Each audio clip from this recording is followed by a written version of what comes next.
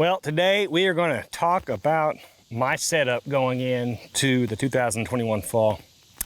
The rig I'm running right now is the Hoyt RX5 Ultra, and I can honestly say that this setup right here, and I'm not just saying this, people that know me know that I'm not just saying this, but this rig right here is the best shooting hunting rig I've ever had in my entire life. One of the biggest reasons I picked the Ultra over the other options that Hoyt has this year is the fact that it has a longer axle. It's 34 inches compared to, last year I think I was shooting 29 with the 4. So inside my D-loop, I actually tie a knot inside the D-loop on the bottom of where the knot goes. And the reason why I do that is because this top part of the D-loop will have some pressure that will be pushing down on top of the arrow, and that'll keep my arrow from bouncing up and down as I'm drawing back. So that's why I tie a knot on the bottom of the nock. I got my peep sight tied in. I do my regular, knot on the bottom, and then give a nice little twirl and swirl going up. I don't actually use the little football clamp that comes with the HHA Virtus Rest. I put it in my bus cable down here, and I tie it in. And the reason why I do that is I just feel like there's less to go wrong whenever it's actually tied into to the bow itself. I feel like there's less chances of something popping up, even though I have used a football clamp many times in the past.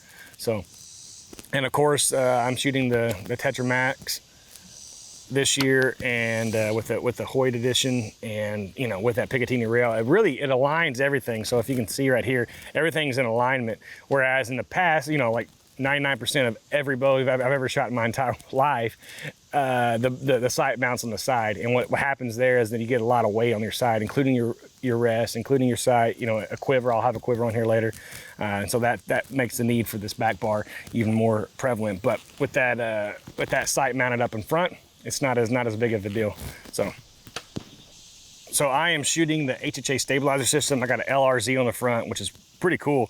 It's an adjustable stabilizer that you can go, I think, from 6 inches all the way out to 12 by you undo an Allen bolt in here, and then you can twist it out to the desired length that you want.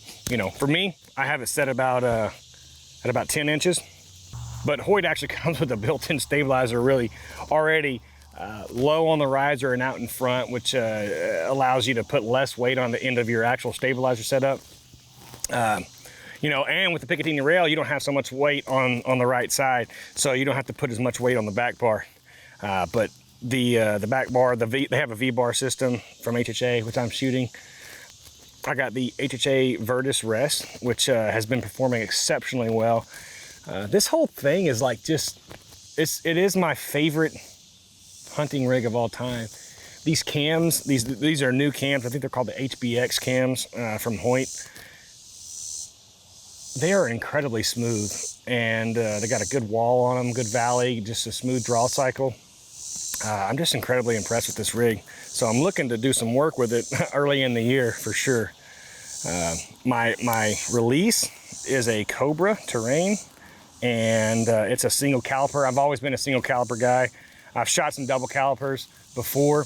It just seems like I like having that single wall, and then having the one side come in and out.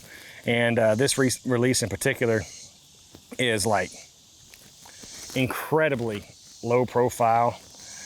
So whenever you draw back, it fits really well in your hand. It fits exceptionally well in your hand, actually. And of course, the trigger pull on is really smooth. This is a really clever design. Personally, I like a smaller profile release. I like it to fit like that in my hand. Whenever it gets stretched out, it's right there at the tip of my finger. I love this thing. But this setup, for me,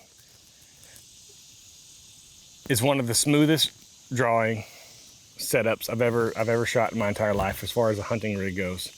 I'm incredibly excited to get after it this fall, and